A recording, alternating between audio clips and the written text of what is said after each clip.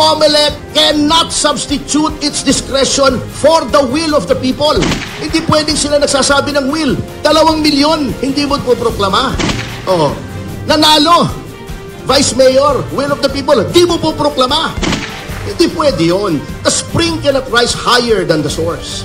Ang source ng power ng COMELEC is the sovereign will. When you become the obstacle to implementing the sovereign will, ikaw na ang may problema. Hindi na yung taong bayan. Anyway, levity aside, I'm here not only as lawyer for Duterte Youth, but to protest against what to me is the most politicized commission on elections in the history of this country. I've always said it was a bad idea na yung abogado ng Pangulo ang i-appoint bilang chairman ng COMELEC. Bakit? Because we lawyers, alam ni Attorney Harold yan, we are bound by a certain set of principles, one of which is conflict of interest. You cannot go against a client even after the lawyer-client relationship has ended. That's the bedrock principle. Sagrado po sa mga abogado yan. Paano si George Garcia? He was very active as an election lawyer. Ang dami niya naging kliyente, not only the president. How is he going to deal with the situation when a former client goes before the Commission on Elections, which he heads? Kahit mag-inhibit na siya, sabihin natin mag-recuse siya sa proceedings, there will always be a cloud. Number 2, yung mga actuations po ng ating COMELEC, sad to say, do not inspire confidence. Hindi lamang yung Duterte Youth, alam na natin, ano? Kung nandoon naman po sa petition at nasabi na ni Chairman yung lack of due process. Kasi nasa Omnibus Election Code, totoo naman po, you can suspend a proclamation.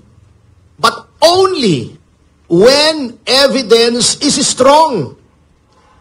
Pag sinabi mong suspended ang proclamation, when evidence of guilt is strong, you have to state the law violated and the facts that led you to conclude that evidence of guilt is strong. That is an integral part of the due process clause of the Constitution. You have to be informed.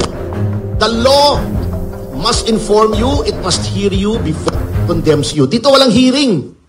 And the suspension is not even based on strong evidence as provided for in the law.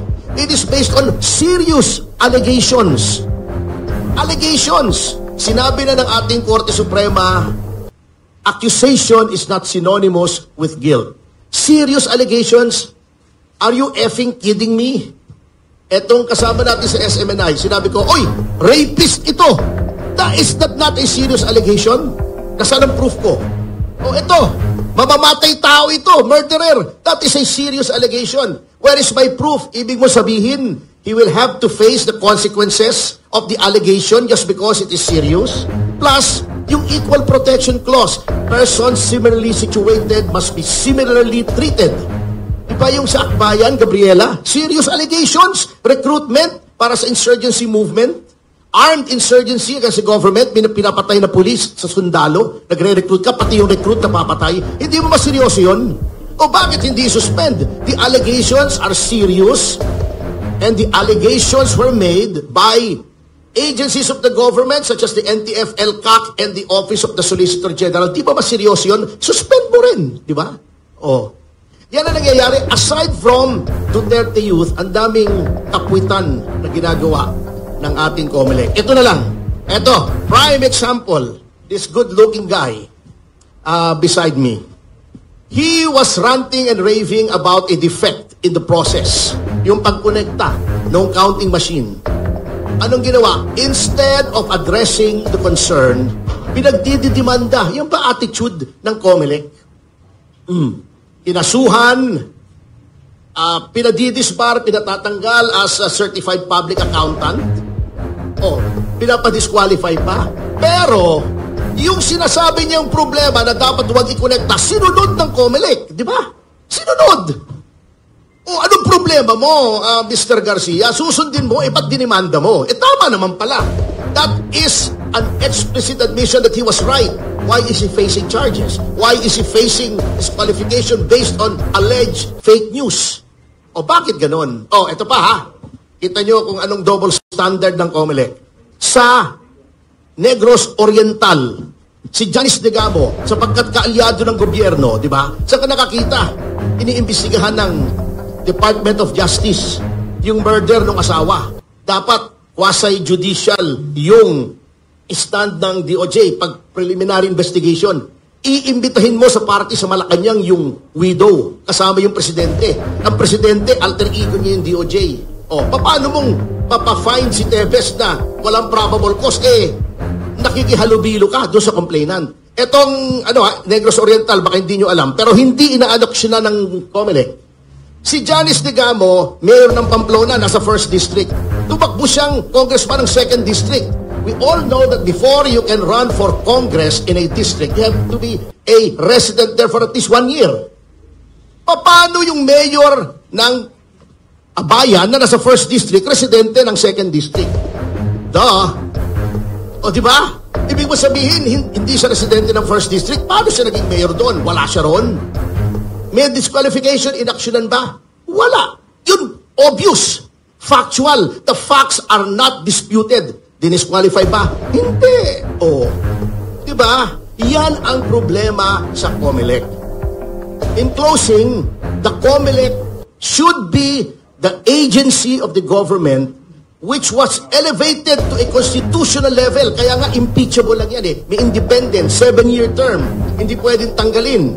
Elevated to the rank of a constitutional body in order for it to be able to accurately ascertain the will of the people. The will of the people. Because sovereignty resides in the people and all government authority emanates from them. The COMELEC cannot substitute its discretion for the will of the people. Hindi pwedeng sila nagsasabi ng will. 2 milyon, hindi mo poproklama. Nanalo, Vice Mayor, will of the people, di mo poproklama. Hindi pwede yun. The spring cannot rise higher than the source. Ang source ng power ng COMELEC is the sovereign will. When you become the obstacle to implementing the sovereign will, ikaw na ang may problema, hindi na yung taong bayan. So this should serve as a wake-up call to the COMELEC, including the call of the President para mag-resign yung gabinete. I am still skeptical about that move actually, kung talagang sincere. Actually, there is such a credibility gap between the President now and the people na kapag sinabi ni Pangulong Marcos, ngayon ay Biyernes, baka i-fact check mo pa sa Google. Ganon katindi ang credibility gap ng Pangulo. Tignan natin kung sinong i-retain niya. Tignan natin kung yung mga weaponized na agencies like the Department of Justice, blatant. Yan Department of Justice, na-normalize na niya ng warrantless arrest. Hindi lang kay Pangulong Duterte. Abuse of the implementation of a search warrant sa Kingdom of Jesus Christ. Doon sa Tevez, Cassandra Leong, inamin in a case that we have. Kino-cross-examine ko yung NBI agent, inamin niya. Walang warrant, walang kopyang warrant, walang pinakitang warrant. Nag-obey sila sa order ng direktor na arestihin si Cassandra Leong at i-detain ng 5 araw sa NBI without a warrant issued by a court. Ang hawak nila yung detention order ng House of Representatives, in which case it should have been turned over immediately to the House. Anong dahilan nila? Wala doon mapag-turn over. 5 araw, walang tao sa House of Representatives, hindi mo ma-turn over yung tao. That's arbitrary detention. That's a criminal offense. Pero normal na. Tignan natin kung i-retain nila si Boying Remulla na ginawang blunt weapon ng administrasyon for the persecution of its political enemies. Tingnan natin.